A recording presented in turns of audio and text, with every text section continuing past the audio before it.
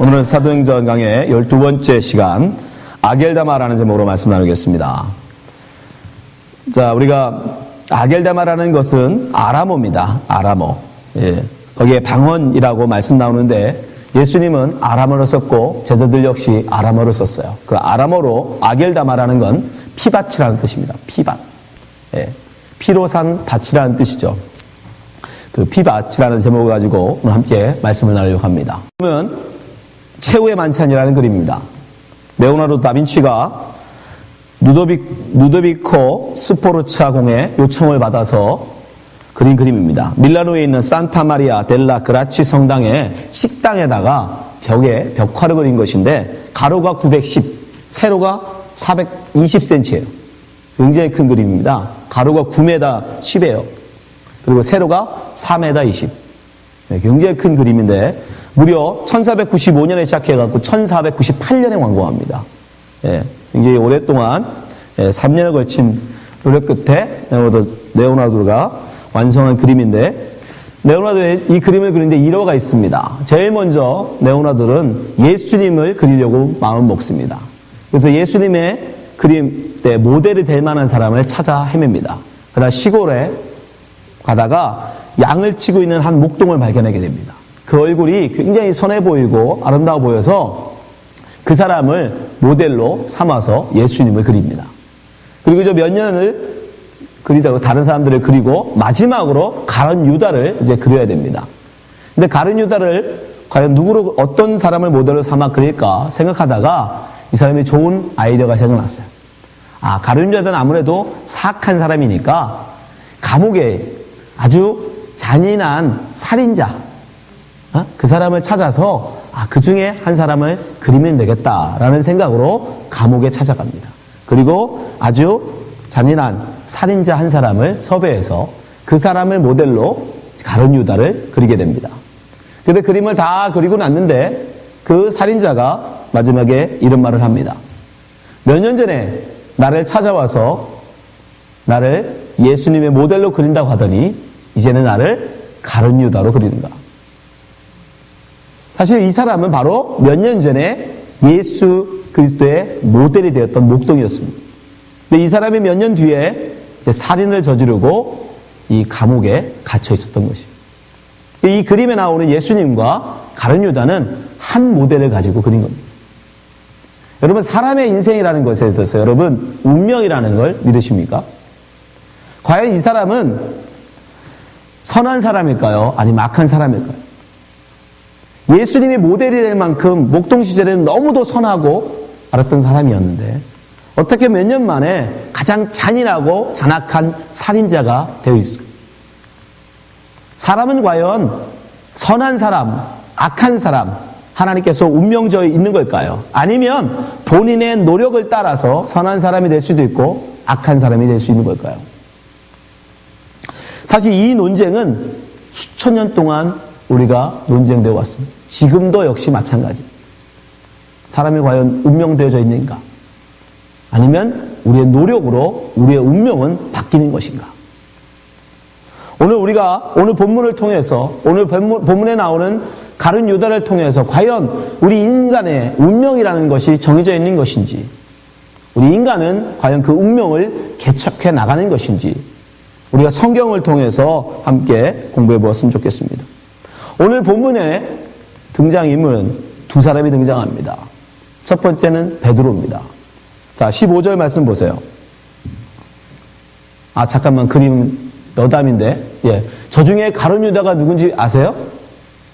그래서 일부러 제가 이름이 다 적혀 있는 거로 가져온 거예요, 그림을. 예수님 오른편, 가운데 계신 분이 예수님입니다. 가운데 계신 예수님 오른편 세 번째 사람이 가룟 유다예요. 오른편 첫 번째가 예수님이 사랑하셨던 누구죠? 요한입니다. 예수님의 사촌이었어요. 요한이고 그 다음 사람이 베드로입니다. 허옇게 수염이 있는 베드로. 그리고 바로 베드로 옆으로 있는 사람이 가룟 유다예요. 참고로 알아주세요. 자, 오늘 15절 말씀 보였어요? 자, 15절 첫 번째 누가 등장합니까? 베드로입니다.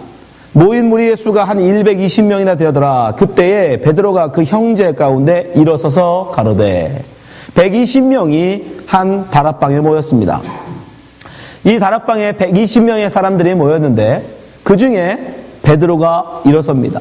형제 가운데 일어서서 가로되, 이 표현은 그 당시에 관용적인 표현이에요. 우리나라로 치면 한 사람이 무리 앞에 나아가 그들에게 말하되, 이렇게 얘기할 수 있겠죠. 무슨 뜻이에요? 우리는 설교를 하고 이럴 때 그 사람들을 대표할 때 앞으로 나아간다라고 표현하죠. 그죠? 근데 그 사람들은 무리 중에 일어섰다라고 얘기해요. 지금 무슨 얘기예요? 베드로가 지금 120명의 그 성도들 중에 리더라는 뜻이에요. 지금 베드로는 그 12명의 성도들 가운데 지도자로 서 있는 것입니다. 베드로는 바로 그 무리들 중에 지도자로 서서 지금 무슨 이야기를 하여? 가룟 유다에 대한 이야기를 합니다. 16절. 형제들아, 성령이 다윗의 입을 의탁하사 예수 잡는 사람들을 지로한 유다를 가리켜 미리 말씀하신 성경이 응하였으니 마땅하다. 지로한 유다. 영어로 하면 가이드예요. 예수 잡는 사람들을 가이드했다라는 겁니다. 맞죠? 예수 잡는 사람들을 안내해갖고 예수님께 인도한 사람이 가룟 유다였으니까. 그 지로한 유다를, 근데 그가 벌 받는 게 당연하다는 거예요. 17절. 이 사람이 본래 우리 수 가운데 참여하여 이 직무의 한 부분을 맡았던 자라. 20절. 그 근거로 시편을 근거로 베드로가 제시합니다. 시편에 기록되었을 때 그의 거처가 황폐하게 하시며 거기 거하는 자가 없게 하소서 하였고, 또 일렀을 때 그 직분을 타인에게 취하게 하소서 하였도다. 시편 69편, 시편 109편을 인용한 거예요. 원래 이 시편은 다윗이 자기들의 원수들을 하나님 멸해 주시옵소서, 그리고 그들의 직분을 다른 사람이 가져가게 해 주시옵소서 하라고 하던 시편 다윗의 고백을 지금 베드로가 인용해서 가룟 유다에게 적용하고 있는 겁니다. 그런데 중요한 것은 과연 베드로가 이런 말을 할 자격이 있느냐는 거예요. 여러분, 베드로가 가룟 유다보다 뭐가 낫습니까? 가룟 유다는 지로한, 예수님을 잡아줄 자들을 예수님께로 인도한 그런 죄를 지은 반역자입니다. 스승을 팔았으니까. 근데 베드로는 과연 낫습니까? 사실 베드로도 마찬가지였습니다. 예수님을 모른다고 부인했어요. 심지어 모른다고가 아니라 거기에 보면 예수를 저주까지 합니다. 많은 사람들 앞에서 예수를 3번이나 부인하고 예수를 저주하며 떠났던 사람이 바로 베드로입니다. 그 베드로가 뭐 잘났다고 지금 무리에 그는 대표가 되어 있고 120명의 성도나 되는 그 많은 무리의 대표로 베드로는 서 있고, 가룟 유다가 뭐 이렇게 큰 죄를 지었다고 그는 지금 이렇게 저주받은 자가 되어 있을까? 그 두 사람은 이렇게 운명되어진 걸까요? 그래서 이렇게 두 사람의 운명이 갈라진 걸까요? 그렇지 않습니다. 누가는 특별히 가룟 유다에 대해서 그 죽음을 자세하게 기록합니다. 자, 18절, 19절 보세요. 이 사람이 보시면 가로로 시작합니다. 가로. 이 가로의 의미는 뭐라고 말씀드렸죠? 성경에는 여러 버전이 있었어요. 근데 이 가로가 쳐져 있는 건 모든 성경에 나오는 건 아니다라는 의미입니다. 모든 성경에. 나오는 데도 있고 나오지 않는 곳도 있다는 거예요. 근데 특별히 누가는 그것을 기록했습니다. 이 사람이 불의의 삭스로 밭을 사고 후에 몸이 곤두박질하여 배가 터져 창자가 다 흘러나온지라. 이 일이 예루살렘에 사는 모든 사람에게 알게 되어 본 방언에 그 밭을 이르되 아겔다마라 하니 이는 피밭이라는 뜻이라. 누가는 아주 자세하게 가룟 유다가 어떤 최후를 맞았는지를 기록하고 있습니다. 그러나 마태는 그렇게까지 자세하게 기록하지 않아요. 마태복음에 보면 그는 예수 판 것을 후회했고 그리고 스스로 목매어 죽은 것으로만 기록합니다. 마태복음 27장 1절 보세요. 새벽에 모든 대제사장들과 백성의 장로들이 예수를 죽이려고 함께 의논하고 결박하여 끌고 가서 총독 빌라도에게 넘겨주니라. 때에 예수를 판 유다가 그의 정죄됨을 보고 스스로 뉘우쳐 그 은 30을 대제사장들과 장로들에게 도로 갖다 주며 가로되 내가 무죄한 피를 팔고 저를 범하였도다 하니 저희가 가로되 그것이 우리에게 무슨 상관이 있느냐 내가 당하라. 마태복음에 보면 분명히 이 가룟 유다는 뭐 했어요? 후회했습니다. 자기가 한 잘못을, 스승을 팔았던 그 잘못을 지금 후회하고 있어요. 베드로 역시 사실 예수님 부인하고 어떻게 합니까? 후회합니다. 통곡합니다. 마태복음 26장 75절 보세요. 이에 베드로가 예수의 말씀에 딱 울기 전에 내가 3번 나를 부인하리라 하심이 생각나서 밖에 나가서 심히 통곡하니라. 베드로가 자기의 3번 부인한 죄에 대해서 심히 후회하면서 통곡한 거나 가룟 유다가 예수를 팔고 그것을 후회하며 그들에게 받았던 돈을 돌려준 거나 뭐가 다릅니까? 두 사람은 똑같이 그 잘못들에 대해서 똑같이 지금 후회하고 있었습니다. 또한 예수님은 가룟 유다의 그러한 앞으로의 그의 삶을 미리 아시고 또한 그를 무척 안타까워하셨습니다. 마태복음 26장 24절 보세요. 인자는 자기에게 대하여 기록된 대로 가거니와 인자를 파는 그 사람에게는 화가 있으리로다. 그 사람은 차라리 나지 아니하였다면 제게 좋을 뻔하였느니라. 예수를 파는 유다가 대답하여 가로되 납비여 내니이까 대답하시되 내가 말하였도다 하시니라. 그러니까 예수님은 다 알고 계셨던 거죠. 그죠? 그럼 왜 막지 않으셨을까? 그럼 가룟 유다의 운명 때문에 그런 걸까? 여러분, 네, 맞습니다. 가룟 유다는 그 운명으로 간 거예요. 예수를 팔 운명으로 하나님이 예수님 말씀하십니다. 그는 예정되어 있었어요. 예수를 파는 자로, 그리고 저주를 받을 자로. 그 저주는 처참했음을 누가가 자세하게 기록하고 있어요. 창자가 터져 죽었다라는 건 바로 그가 얼마나 큰 하나님 앞에 저주를 받았는지를 누가가 기록하고 있는 거예요. 의도적으로. 근데 왜 가룟 유다는 그런 처참한 최후를 맞이하고 베드로는 그렇게 되지 않았느냐는 거예요. 똑같이 회개했는데도, 똑같이 후회했는데. 그건 바로 가룟 유다를 하나님이 그렇게 하도록 만드신 게 아니에요. 그가 하고 싶은 대로 하게 내버려 두신 거예요. 우리 그걸 잘 기억하셔야 돼요. 가룟 유다와 베드로가 똑같이 하나님 앞에 죄를 지었음에도 불구하고 왜 하나는 저주를 받고 하나는 용서를 받고 하나님 앞에 설 수 있느냐? 그것은 바로 하나님께서 어떤 자는 그냥 그 마음대로 살도록 내버려 두기로 유기하시고 어떤 사람들은 하나님의 은혜 가운데 구원하시기로 예정하셨기 때문이에요.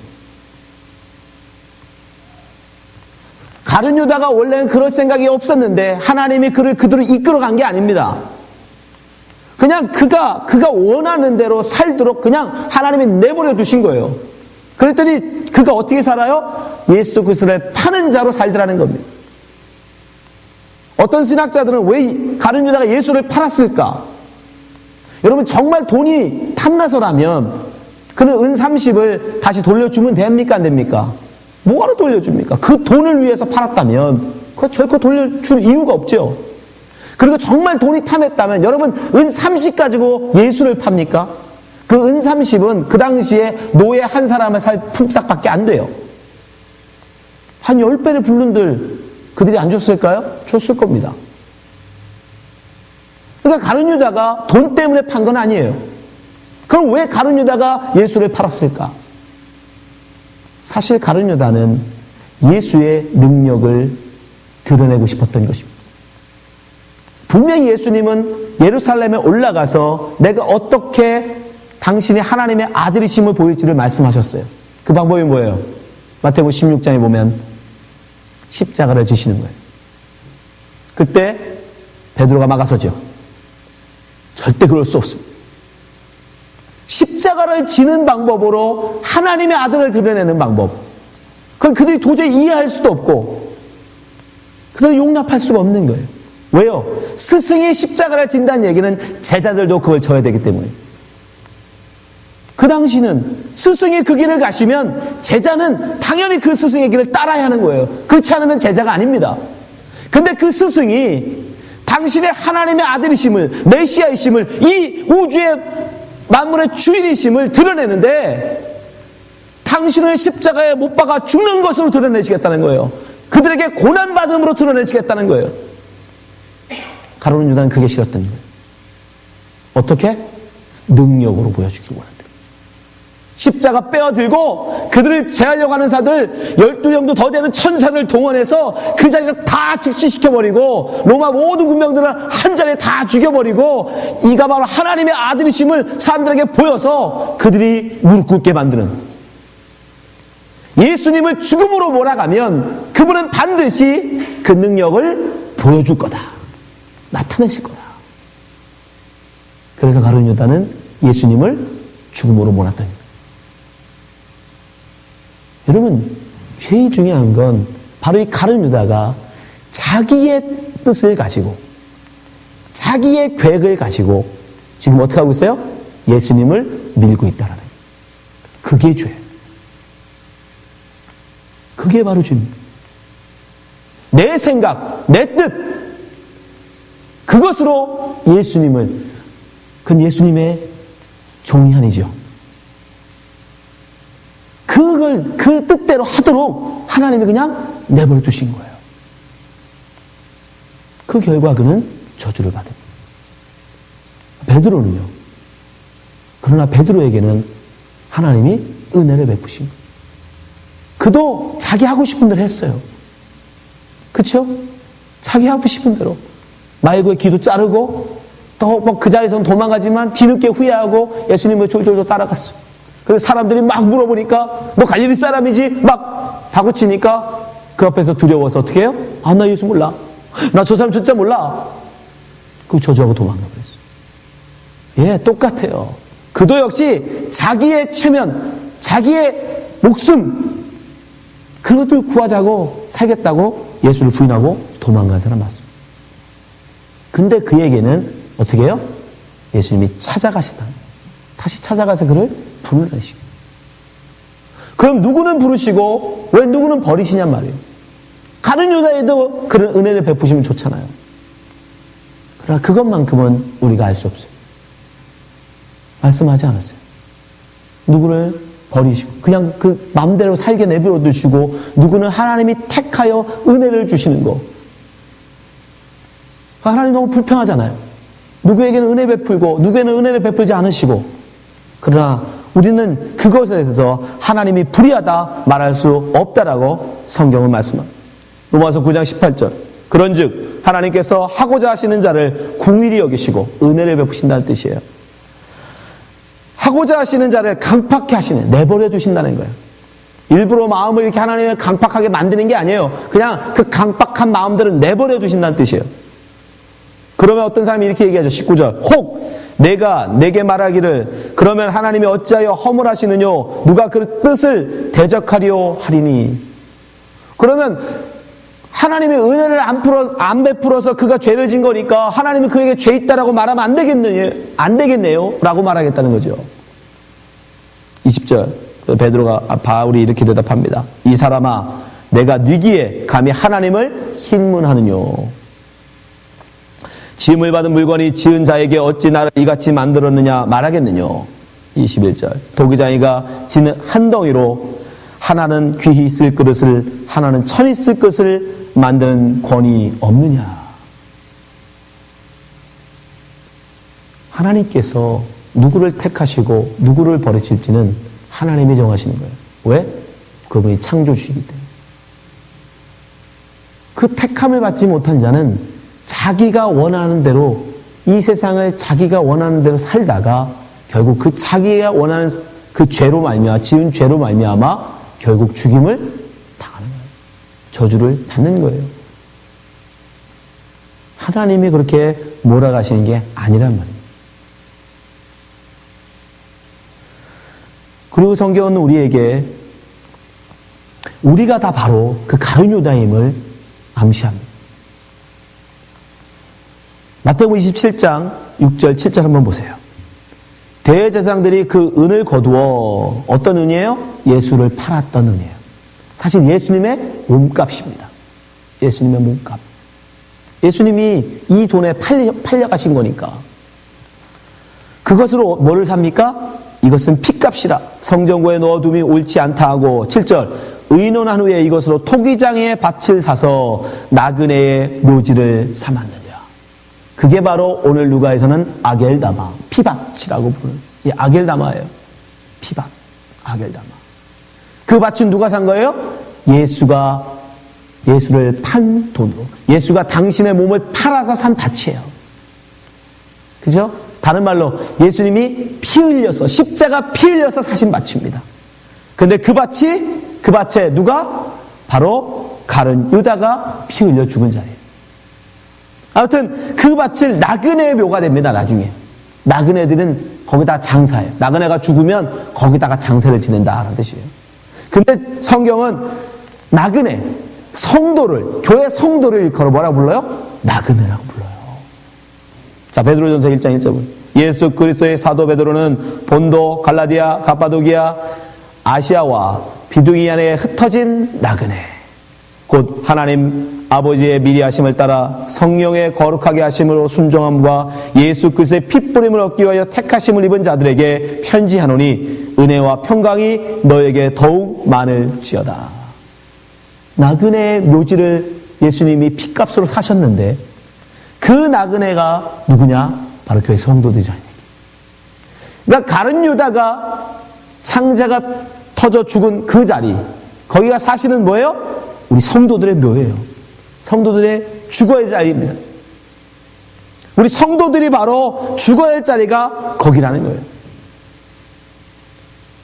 여러분, 가장 결정적인 가룟 유다와 베드로의 차이는 뭐냐면 똑같이 죄를 지었고 똑같이 정말 후회했지만 어디서 갈라지냐면 그 죄에 대해서, 후회함에 대해서 가룟 유다는 뭐라고 얘기하냐면 그 죄값을 내가 스스로 책임지려 했다는. 그래서 어떻게 해요? 스스로 목매어 죽습니다. 5절 보세요. 유다가 은을 성소에 던져놓고 물러가서 스스로 목매어 죽으니라. 그 죄에 대해서, 자기 죄에 대해서 어떻게 하겠다는 거예요? 내가 책임지겠다는 거예요. 내가. 무엇으로? 내 목숨으로. 그래서 목매어 죽습니다. 근데 그게 죄예요. 왜요? 내 목숨을 지금 누구 것으로 생각하는 거예요? 내 것이라고 생각하는 거잖아요. 내 목숨을 내가 결정할 수 있다고 생각한 거잖아요. 그러니까 그 사람은, 이 가룟 유다는 예수를 믿지 않는 거예요. 예수를 주로 영접하지 않은 거예요. 나는, 내 목숨은 내 거예요. 내가 결정할 수 있다고 생각하는 거예요. 내가 살고 내가 죽는 것을 내가 결정한다고 생각하는 거예요. 그리고 내 죄는 내가 책임져야 된다고 생각하는 거예요. 이 땅에 많은 아버지들처럼, 남자들처럼. 이 인생 내가 책임져야 된다. 이 가정 내가 책임져야 된다. 세상은 그렇게 가르치죠. 예, 세상적으로 오히려 가룟 유다가 더 멋있는 거예요. 내 죄는 내가 책임진다.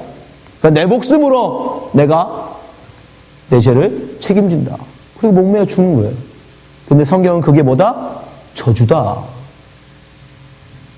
여러분이 지금 인생을 여러분의 뜻을 쫓아서 여러분의 뜻을 관찰시키기 위해서 여러분이 살아간다면 여러분은 가룟 유다입니다. 예수님마저도 내 뜻, 내 계획, 예수님 십자가 지는 방법이 아니라 하나님의 기적을 나타내는, 사람들 앞에 능력을 나타내는 방법으로 가셔야 됩니다라고 여러분이 밀고 간다면 그게 가룟 유다 아닙니까? 예수님은 분명히 너희는 내 길을 쫓아서 십자가의 길, 협착한 길, 고난의 길을 가라고 얘기하는데, 예수 믿는 사람이 얼마나 예수 잘 믿으면 출세하는지, 얼마나 잘 되는지 사람들에게 보여줘서, 뻔때 있게 보여줘서 사람들이 다 예수 믿게 만들자. 그게 가룟 유다예요. 이 시대에 얼마나 많은 가룟 유다가 있는지 모릅니다. 여러분의 죄에 대해서, 내 죄에 대해서 내가 책임져야지. 바로 그게 가룟 유다입니다. 내 목숨 내가 끊을 수도 있고 내가 안 끊을 수 있다. 그게 가룟 유다예요. 반면에 베드로는 뭡니까? 면목 없이 정말 내가 당장 목매서 죽어야 해도 마땅하지만 내 스승을 부인하고 내 스승을 내가 저주하고 떠난 자로서 당연히 목을 매 죽어야 마땅하지만 그러나 내 목숨이 내 것이 아니기에 면목 없지만 부끄럽지만 그 주님 앞에 형벌을 기다리는 거예요. 그게 바로 참된 예수 그리스도의 종의 자세예요. 죽으라 하시면 죽겠습니다. 살려주시면 살겠습니다. 근데 가룟 유다는 자기가 결정한 거예요. 베드로는 그냥 그 스승 앞에 면목 없이 그냥 처벌을 기다리는, 그게 바로 우리가 취해야 될 자세인 거예요. 요한복음 21장 15절 보세요. 저희가 조밥 먹은 후에 예수께서 시몬 베드로에게 이르시되, 그 예수님이 다시 나타나셨어요. 저주하고 떠나온 그 예수님이 다시 자기 앞에 나타나셨어요. 그리고 물으십니다. 요한의 아들 시몬아, 내가 이 사람들보다 나를 더 사랑하느냐? 가로되 주여 그러하매다. 어떻게 보면 뻔뻔스럽죠. 어떻게 이런 뻔뻔할 수 있을까? 사람들 그 보는 앞에서 욕하고 저주하고 떠나가 놓고 이제 다시 곳에 또 바뀌어서 주님 사랑합니다. 예, 그러나 뻔뻔해야 돼요. 이런 명목 없이 은혜를 받아야 됩니다. 왜요? 우리는 주의 종이기 때문이에요. 그분이 살려주시면 감사합니다 하고 죽으라 하시면 예, 죽는 거예요. 그게 진짜 종이에요. 그래서 제가 늘 말씀드려요. 여러분 예수 잘 믿어서 나 천국 보내주세요. 그것도 안 돼.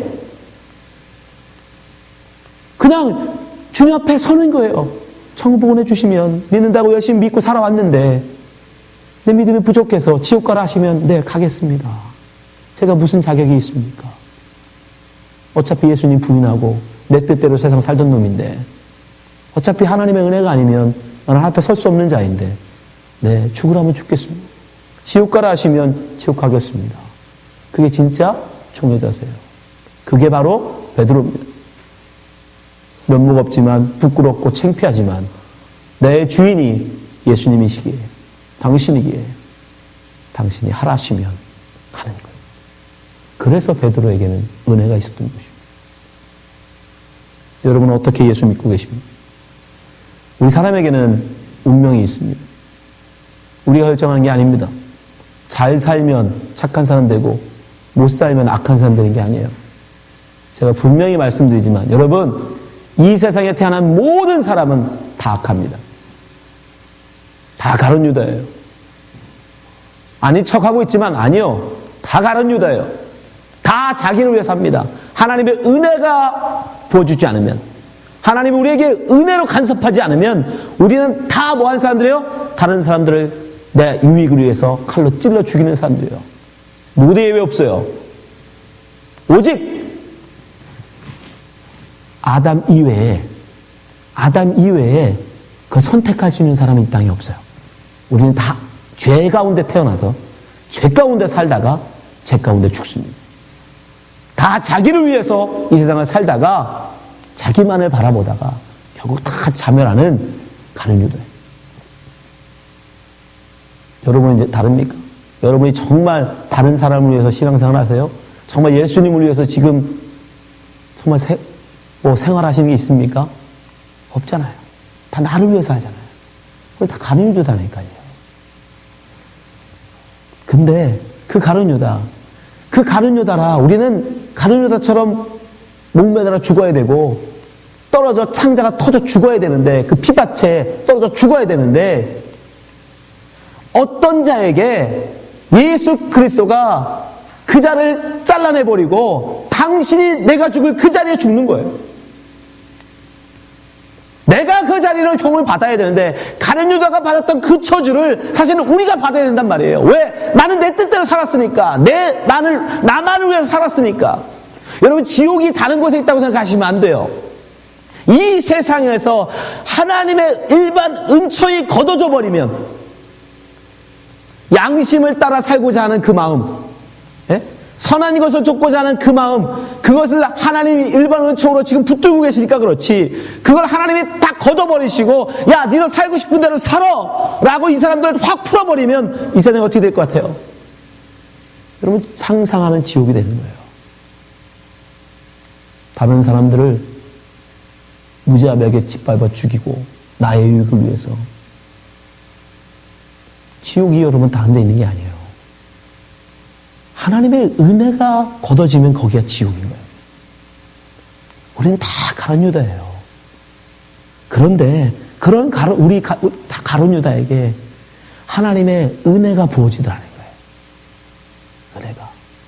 그 은혜가 부어질 때 우리는 어떻게 돼요? 아, 나 그 은혜 씻습니다. 나중에는 내가 책임지겠습니다. 그럼 가룟 유다처럼 되는 거고, 부끄럽지만, 창피하지만, 명목 없지만, 네, 감사합니다, 주님. 그 은혜를 받겠습니다. 그러면 베드로 되는 거예요. 베드로전서 2장 24절. 친히 나무에 달려 그 몸으로 우리 죄를 담당하셨으니 이는 우리로 죄에 대하여 죽고 의에 대하여 살게 하려 하심이라. 저가 채찍에 맞음으로 너희는 나음을 얻었나니 너희가 전에는 양과 같이 길을 잃었더니 이제는 너희 영혼이 목자와 감독 되신 이에게 돌아왔느니라. 베드로는 이걸 너무 잘 알아요. 자기 삶이었잖아요. 내 뜻대로 사는 양이었단 말이에요. 각기 제 길로, 이사야가 나오죠. 각기 제 길로, 내가 원하는 대로, 내 인생은 내 것이다. 내가 원하는 남자 만나서, 내가 원하는 직업을 구해서, 내가 원하는 곳으로 이사 가서, 내가 원하는 삶의 방식으로 세상을 살아가는 우리는 다 가룟 유다예요. 그런데 어떤 이에게 하나님의 은혜가 부어지더라는 거예요. 그리고 그 은혜를 받는 자들이 있더라는 거예요. 그리고 그들에게 어떻게 해요? 하나님 앞에 돌아오더라는 거예요. 아, 내 인생은 나를 위해 살면 안 되는 것이구나. 그럼 지옥 되는 거구나. 그러면 저주받는 거구나. 내 인생은 나를 위해서가 아니라 하나님을 위하여, 나의 주인을 위하여 내가 살아야 하는 것이구나. 그리고 막 감독에게로, 우리의 목자에게로 돌아오는 자들이 있더라는 거예요. 그 은혜가 있어서 우리는 지금 이 시간에 여기 있는 것입니다. 그것을 잊어서는 안 돼요. 우리가 가룟 유다였음을 여러분 잊으시면 안 됩니다. 그래서 우리는 그 은혜만을 꼭 붙들어야 돼요. 하나님, 저는 아무것도 아닙니다. 저는 하나님이 그냥 내버려 두시면 가룟 유다가 될 수밖에 없는 삶이다. 그러니 하나님 저를 붙들어 주시옵소서. 하나님의 은혜만을 사모하며 살게 하여 주옵소서. 그게 바로 믿음 있는 자고, 그렇게 믿음을 사는 걸 성경이 이긴 자라고 얘기합니다.